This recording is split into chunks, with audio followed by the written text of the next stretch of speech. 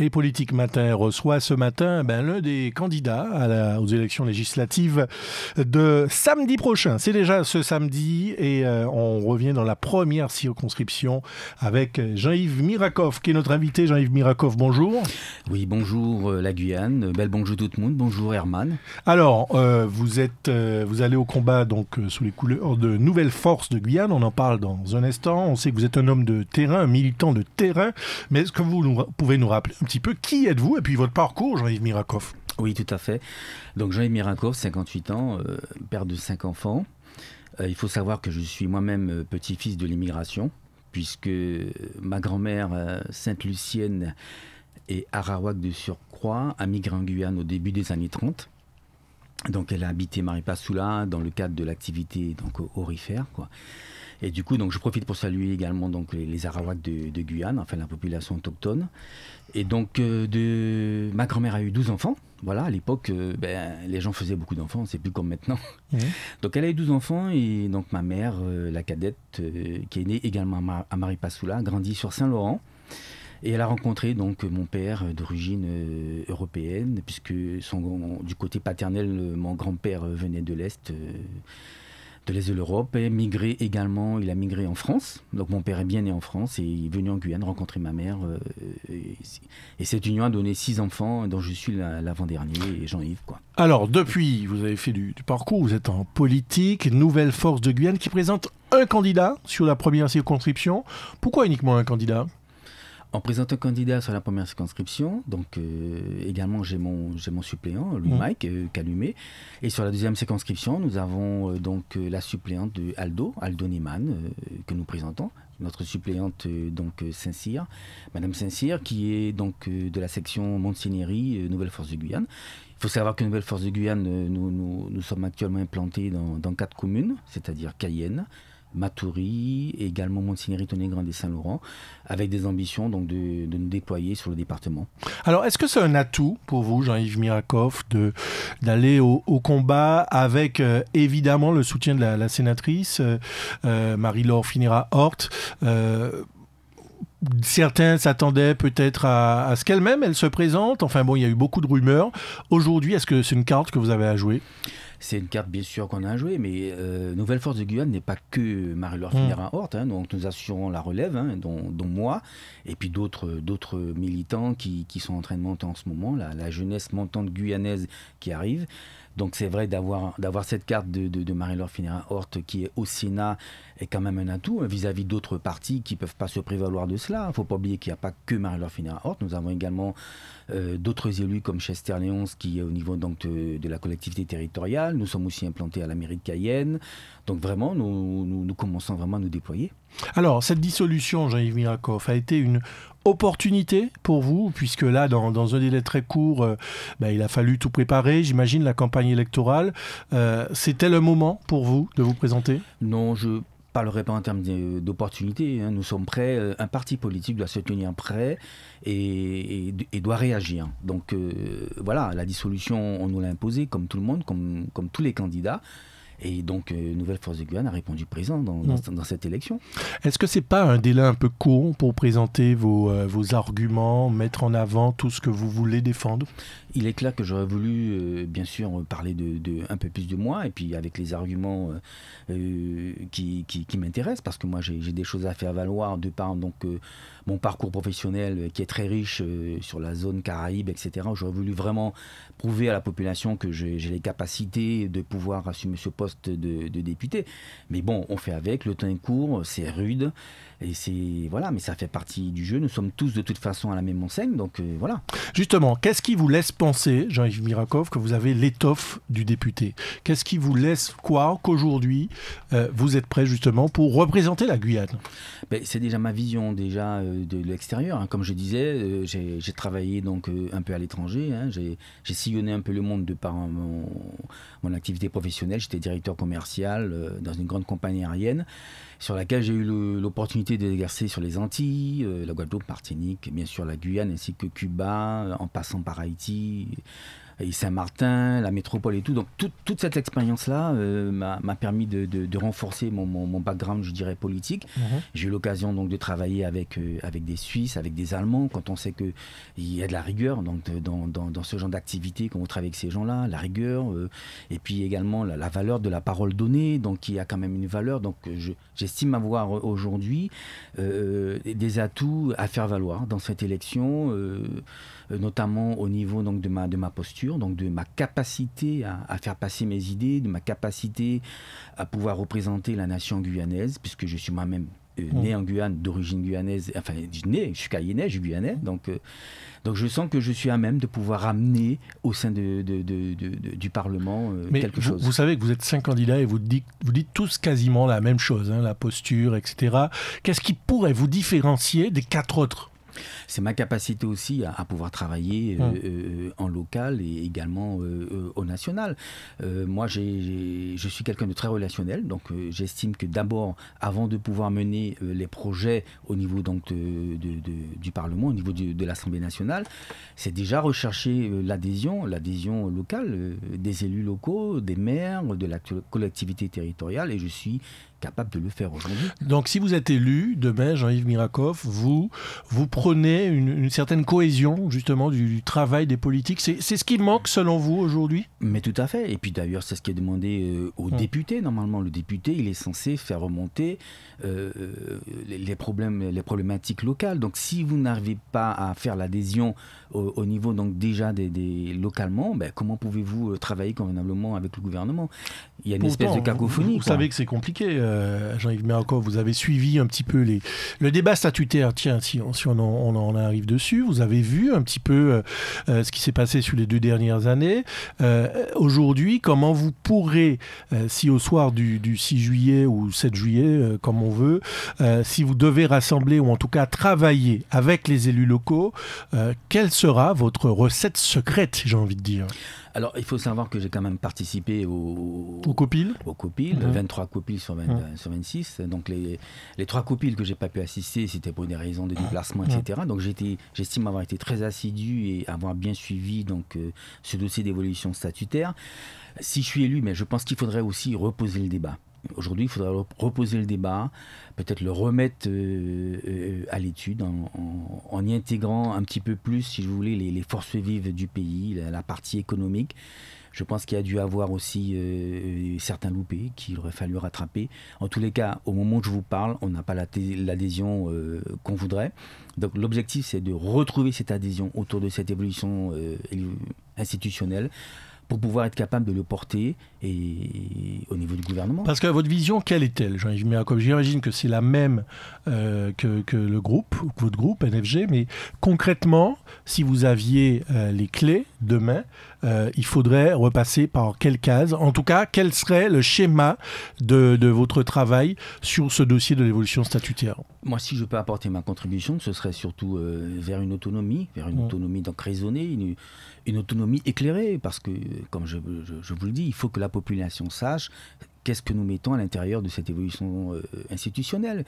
Il faut arriver à expliquer, à être pédagogue, ce que je suis, puisque j'ai débuté ma carrière professionnelle au sein de l'Éducation nationale, donc je pense avoir ces qualités, en tous les cas je les ai, je pense même pas, je les ai, et je serai capable donc de pouvoir retravailler avec les forces vives, avec les politiques, et moi je suis un autonomiste éclairé. Voilà. Pourtant, quand Emmanuel Macron est venu, et vous l'avez entendu certainement comme moi-même, il a dit aux élus, mais écoutez, aujourd'hui, dans le cadre de l'article 73, vous pouvez proposer des habilitations. Vous avez la possibilité de demander la gestion spécifique dans certains domaines.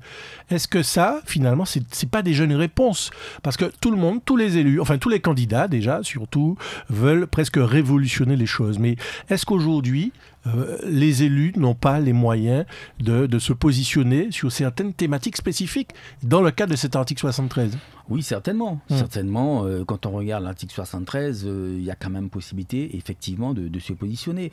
Mais l'histoire, quand même, nous rappelle qu'il y a eu déjà quand même de demandes. Quand le président de la République nous dit qu'il n'y a eu aucune demande, on s'inscrit en faux localement.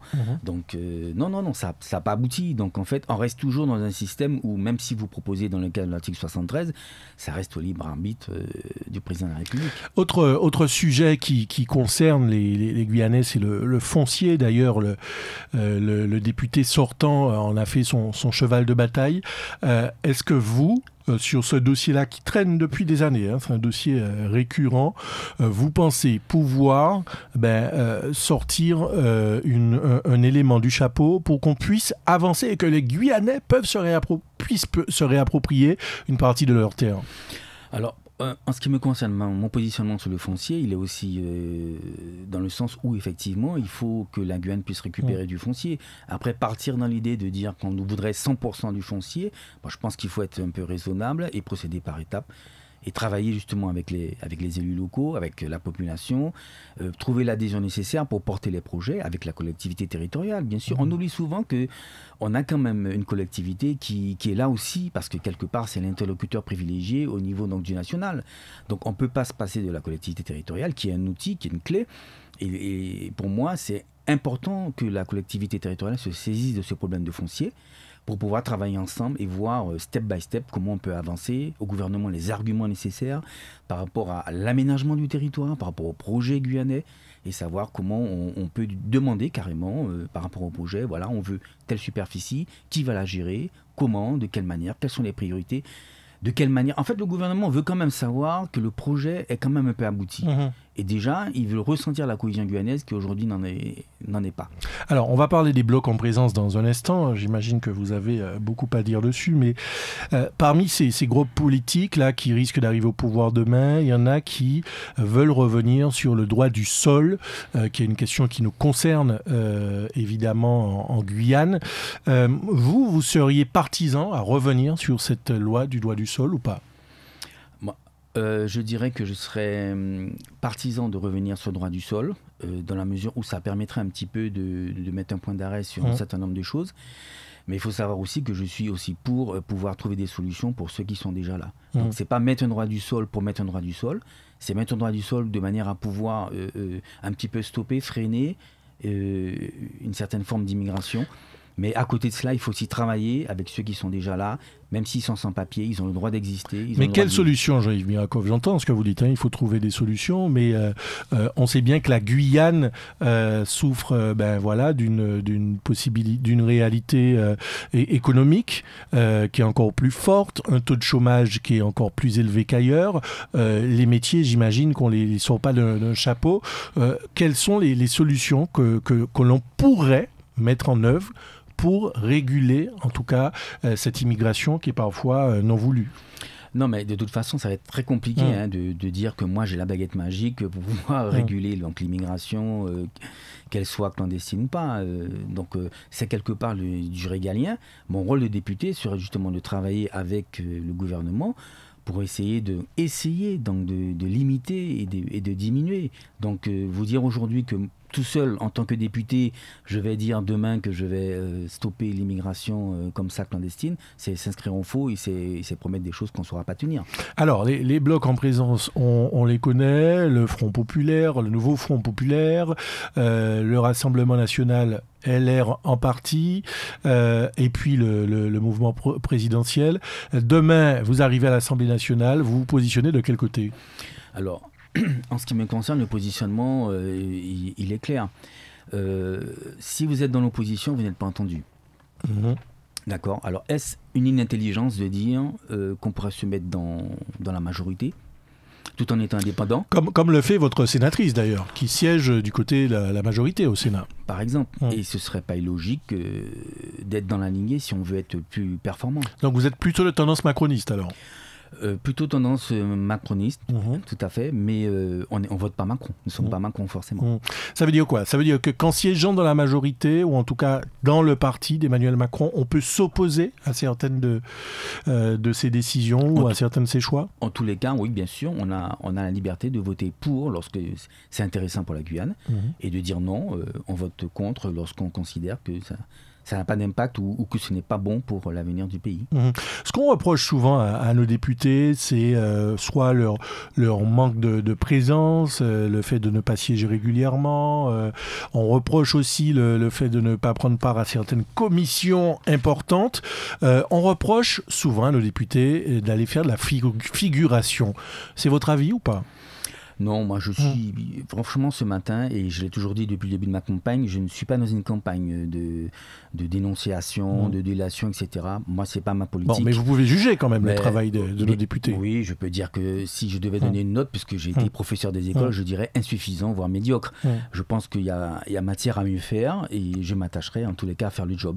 Insuffisant pourquoi? Parce que généralement, et ça je le dis à tous les candidats, c'est peut-être facile de critiquer, ou en tout cas d'analyser de manière défavorable le travail des autres, mais quand on a le pouvoir, en tout cas quand on est à la manette, la réalité n'est pas du tout la même. Comment aujourd'hui vous estimez pouvoir faire évoluer certains points sur lesquels d'autres ont échoué depuis des années? Parce qu'on parlait du foncier, mais il y a plein de sujets, les aménagements routiers, etc. Comment aujourd'hui changer les choses? Alors, donc le député, il est à Paris, à l'Assemblée nationale, d'accord, donc Palais Bourbon, et il est aussi en Guyane. Donc il a une double action. Il a l'action au Palais Bourbon où il est censé donc être le législateur et le contrôleur. C'est son rôle au niveau de la loi, etc. Mais il est surtout en circonscription, et quand il est en circonscription, il a une autre mission qui est d'être à l'écoute des préoccupations des élus et de ses habitants. Alors il y a une strate peut-être que nos députés sortants ont oublié, c'est être à l'écoute des préoccupations des élus. Je pense que déjà, il y a un déficit à ce niveau-là qu'il faudra combler. Ça, c'est mon point de vue. Et donc, le rôle du député, c'est également être, si vous voulez, la courroie de transmission, le lien privilégié qu'ils doivent avoir avec les administrations, voire même l'Union européenne, sur laquelle toutes ces institutions... Est-ce que ça, c'est pas sur le papier, Jean-Yves Miracoff? Est-ce que dans les faits, on peut le faire? Parce que, mine de rien, quand même, le député a du boulot. Hein. Oui, mais il faut le dire, le député en lui-même. C'est vrai que quand on regarde, on nous dit, oui, bon, on vous impose des lois et on vous dit, voilà, il faut voter pour ou contre, etc. On a quand même des leviers, on peut siéger dans une commission. Alors on va me dire, ouais, mais les commissions, tu peux être retoqué. Mais bien sûr. Mais aussi, il y a l'art et la manière d'amener dans la commission. La langue française, vous mettez une virgule, vous changez un mot, vous le déplacez dans une phrase, ça peut tout chambouler et tout changer. Ça, c'est une première chose. Deuxièmement, l'action du député, il faut qu'elle soit aussi réelle, visible. C'est pas que au niveau de l'Assemblée nationale, quand on sait que c'est pas évident. Et en plus, si vous n'êtes pas dans la majorité, voire si vous n'êtes même pas dans un groupe, vous êtes non inscrit, on vous entend même pas. L'idée, c'est quand même d'être un petit peu, je dirais, c'est de l'intelligence politique et de pouvoir créer donc c'est des relations, de l'entretien, s'appuyer sur ce qui existe déjà. Moi, je m'appuierais sur les relations que nous avons déjà par rapport au Sénat. Et donc, c'est justement faire valoir cette particularité guyanaise que nous pouvons avoir, même si des fois le gouvernement ne l'entend pas de cette oreille. Vous voulez vous baser sur le réseau, si j'ai bien compris. C'est très important. Mais on sait bien que pour avoir du réseau là-bas, il faut avoir des entrées. Donc vous avez parlé des entrées via la sénatrice Marie-Laure Finira-Hort de votre groupe. Mais demain, est-ce que vous ne craignez pas le fait de récupérer finalement un passé de nos députés guyanais qui, dit-on, pour certains, se sont fait remarquer plutôt défavorablement à l'Assemblée nationale. Est-ce que vous ne craignez pas d'hériter d'un passé un peu lourd? Non, dans les différentes fonctions que j'ai eues au niveau de ma carrière professionnelle, vous pouvez arriver sur un poste sur lequel votre prédécesseur avait tout faux, il était parfois même décrié, et on vous dit, tiens, voilà, vous allez remplacer quelqu'un qui a rencontré des problèmes avec les syndicats, etc. etc. Donc j'ai l'habitude de gérer ce genre de choses. Une fois que j'arrive en poste, que ce soit en tant que député ou ce que j'ai fait auparavant, il faut savoir travailler, avoir du lobbying, repérer ce qui n'a pas été fait et gagner la confiance qui a été perdue. Justement, sur la confiance auprès de la population, vous parliez un petit peu de l'organisation du député une fois élu. Ce qu'on reproche souvent aux députés ou même aux élus de manière générale, c'est que pendant la campagne, ils frappent aux portes, ils sont présents, ils viennent voir la population. Et puis une fois élus, ils oublient la population. Enfin, en tout cas, c'est ce qu'on entend quand on va sur le terrain. Vous devez l'entendre aussi, vous, durant cette campagne. Comment aujourd'hui vous pouvez vous projeter dans une organisation où il va falloir aller à Paris, vous l'avez dit, il va falloir siéger à l'Assemblée nationale, parfois des nuits, il va falloir revenir ici pour des réunions, et comment trouver le temps pour garder ce contact avec la population? Il faudra s'organiser, il faudra faire en sorte de rendre plus robuste la communication. Aujourd'hui, les gens, c'est les réseaux sociaux. Il faudra communiquer. Et ils ont besoin de contact quand même. En direct, mais oui, mais j'ai fait l'annonce d'ailleurs sur un de vos confrères lundi, et ça a été pris un petit peu à la rigolade, mais je le répète, moi le contact, il est forcément en local. Lorsque vous avez une permanence parlementaire qui est là justement pour assurer le relais local en circonscription, et moi j'avais parlé justement lundi que j'ai été prêt à mettre en place une ligne directe une fois par semaine avec la population, et les gens pouvaient m'appeler en direct pendant un laps de temps quand ils ont des difficultés, soit à contacter la permanence, ça peut arriver, la permanence n'est pas forcément disponible, ou si jamais ils ont des sujets très sérieux et urgents, ça me pose aucun problème d'être en contact direct. Est-ce que ce ne sont pas des promesses de campagne, ça, Jean-Yves Mirakov? Écoutez, vous allez voir, votez pour moi et vous allez voir. Est-ce que dans les faits, vous pensez pouvoir mettre en œuvre toute cette organisation qui est quand même lourde, enfin vous le savez? Quand on veut, on peut. Je pars du principe, quand on veut, on peut. Il faut se donner les moyens. Aujourd'hui, c'est la politique autrement. C'est notre leitmotiv à Nouvelle Force de Guyane. Servir, d'accord, et réussir ensemble. Vous avez parlé de cohésion du travail entre élus. Si demain, vous arrivez donc au Palais Bourbon, vous êtes prêt à travailler avec Gabriel Serville, avec les autres députés, les autres parlementaires, les maires des différentes communes? Tout à fait. Tout à fait. Et la première démarche, une fois élu, c'est déjà d'aller dans chaque commune, rencontrer les maires, rencontrer la population, travailler avec. Bon, on sait bien qu'il y a certaines tensions ici et là dans certaines communes. Sans parler de Cayenne que vous connaissez bien, mais comment aujourd'hui vous allez traverser toutes les rivalités politiques locales? Moi, je pense qu'il faut faire fi des rivalités politiques. Il faut aller au contact des maires, il faut aller au contact de l'exécutif local, se présenter, expliquer la feuille de route qu'on veut mener. Et dire clairement, l'exprimer clairement, parce que certains disent ouais machin je vais travailler avec tout le monde, mais il faut l'exprimer clairement. Mais c'est ça, qu'est-ce qui vous réunit aujourd'hui? C'est des valeurs, qu'est-ce qui vous rassemble, vous élus de Guyane, aujourd'hui en 2024? Moi j'ai 3 valeurs que j'ai à cœur. C'est l'exemplarité, d'accord, dans ce qu'on fait. C'est aussi la pugnacité, d'accord, ne rien lâcher et être toujours présent pour la population, pour la nation guyanaise, et l'efficacité, parce qu'un élu sans résultat, voilà, je suis désolé, quoi. Et on attend des résultats. La population attend des résultats.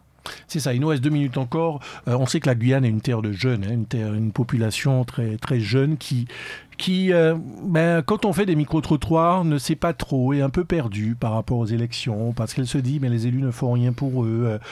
Quelle réponse vous avez à apporter à cette jeunesse-là qui est en attente de solutions, qui est en attente de pistes concrètes pour elle? C'est un peu vrai, je prends la défense quand même de la jeunesse. Moi, quand je regarde effectivement, aujourd'hui, c'est toujours pas facile pour eux de se retrouver. Quand on regarde qu'il faut aller dans plusieurs endroits pour pouvoir être reconnu, il faut aller à France Travail, il faut aller dans les missions locales, il faut qu'ils soient un peu éparpillés en fait. Et aujourd'hui, le jeune, il a besoin d'un point d'entrée unique, il a besoin d'un guichet unique qui va pouvoir le diriger, qui va pouvoir lui amener des solutions. Aujourd'hui, ce n'est pas le cas. Donc, le travail aussi du parlementaire, c'est de travailler et réfléchir sur ce guichet unique qu'on pourrait proposer aux jeunes Guyanais. Et puis, travailler également avec les forces vives, intéresser les entreprises pour que les entreprises jouent le jeu dans la formation, que le RSMA également, c'est déjà le cas. Le RSMA fait des formations. Et tout ça, c'est des choses à mettre en synergie avec France Travail et bien d'autres intervenants, quoi. Ce serait l'une des clés pour arrêter de stigmatiser une partie de la jeunesse qui est souvent prise en étau entre ils ne font rien, etc. Et puis il y a un lien qui est vite fait avec l'insécurité, la délinquance. Oui, c'est ça, il faut pas non plus stigmatiser. Moi, je pense qu'il y a beaucoup de jeunes qui ont envie de faire des choses. Je prends l'exemple de Camopi, par exemple. Camopi, qui est quand même une commune éloignée. Il y a beaucoup de jeunes de Camopi qui auraient aimé aussi avoir des formations intéressantes et tout. Il faut s'intéresser s'intéresser à ces jeunes-là. Moi, je serais le député qui serait pour encourager et pour amener des jeunes Camopiens en formation sur Cayenne pour qu'eux-mêmes puissent revenir sur leur site pour être instituteurs, pour être magasiniers, pour être... Et en fait, c'est un travail de longue haleine qu'il faut faire, mais je crois que les jeunes nous tendent la main et c'est à nous de leur apporter les solutions. Alors, il vous reste une minute, Jean-Yves Mirakov, pour convaincre peut-être les sceptiques, ceux qui vous écoutent ce matin sur Mo News Radio et qui n'ont pas encore fait leur choix, là, à 4-5 jours du vote. Le temps va être très court, le temps est compté. Qu'est-ce que vous leur diriez ce matin? Alors moi je dis aux électrices, aux électeurs de la première circonscription qu'il me reste un peu moins de 90 heures pour les convaincre, parce que quelque part, moi je m'adresse aux indécis. Quand je vais sur le terrain, je discute avec les personnes et elles me disent qu'effectivement, très souvent, on a déjà fait notre choix, on sait pour qui on va voter. Donc aujourd'hui, le temps qui nous reste, les 90 heures, c'est de convaincre les indécis, et c'est surtout de dire aux électeurs et aux électrices qu'il faut aller voter. Parce que l'abstention va peut-être pas être favorable aux candidats peut-être qui souhaiteraient. Est-ce que c'est le principal adversaire, ça, l'abstention? Parce qu'on sait qu'on est fin juin, il y a des gens qui sont partis en vacances. Oui, bien sûr. C'est ce que vous craignez le plus en tant que candidat? Bien sûr, l'abstention joue un grand rôle, surtout dans ce type d'élection-là. Donc il faut vraiment voter au premier tour pour le candidat que vous souhaitez. Et que moi, je ferai tout mon possible pour les représenter au mieux, mettre toute ma capacité, toute mon énergie, toutes mes forces pour qu'enfin la Guyane puisse se montrer digne d'être représentée au Palais Bourbon. Jean-Yves Mirakov, on vous remercie. J'imagine que la campagne, là, comment ça se passe? Tout est OK, tout se passe bien sur les... Vous avez dit 90 dernières heures, effectivement. Vous les avez comptabilisées. Tout est pas parfait à votre niveau? Oui, ça c'est mon côté un petit peu, je dirais, gestion. Hein. Les 90 heures, oui, tout est fait, tout est parfait, tout est programmé. Et je suis carrément taqué jusqu'à jeudi soir minuit. Jean-Yves Mirakov, merci. Bonne journée. Merci Herman de m'avoir reçu. Merci à la population de m'avoir écouté. Merci Jean-Yves Mirakov. Bonne journée. Merci, au revoir.